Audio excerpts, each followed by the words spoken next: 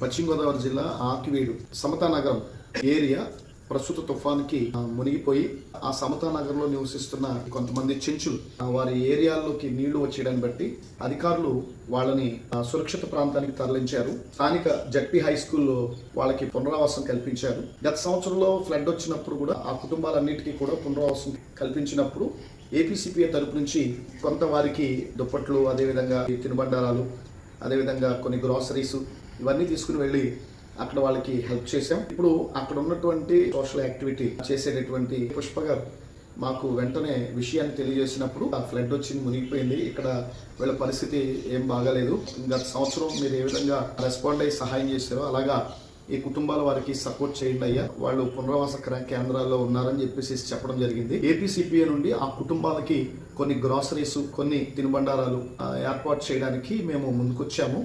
స్వచ్ఛందంగా ఈ కార్యక్రమం చేస్తున్నాం మేము.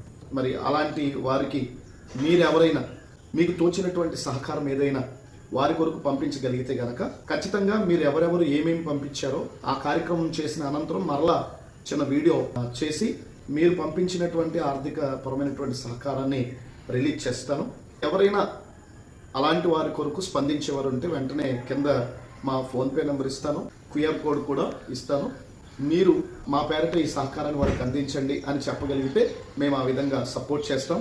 ఇంతవరకు మేము ఎవరి దగ్గర ఏ విధమైనటువంటి సహాయం కోరలేదు. ఎన్ని సేవా కార్యక్రమాలు చేస్తున్నామో మీరు చూస్తున్నారు. మెడికల్గా సపోర్ట్ చేస్తున్నాము. విజయవాడ వరద బాధితులకి మేము సపోర్ట్ చేసాం స్వచ్ఛందంగా. ఏపీసీపీఏ తరపు నుండి చేసుకుంటూ వెళుతున్నాము. మా సేవా కార్యక్రమాల్ని విశ్వసించినటువంటి వారు తప్పకుండా పేదలైనటువంటి వారికి మీ వంతు సహకారం అందించండి. ఇంకా వాళ్ళకి బెటర్గా చేయడానికి అవకాశం ఉంటుంది. ఈ విషయాన్ని ప్రతి ఒక్కరు కూడా అర్థం చేసుకుని సపోర్ట్ చేయగలిగినటువంటి మనసున్న ప్రతి ఒక్కరు కూడా సపోర్ట్ చేయండి. ఈ రోజే మాకు ఈ సమాచారం తెలిసింది, పుష్ప గారు తెలియజేశారు. రేపే ఈ కార్యక్రమం చేయబోతున్నాం.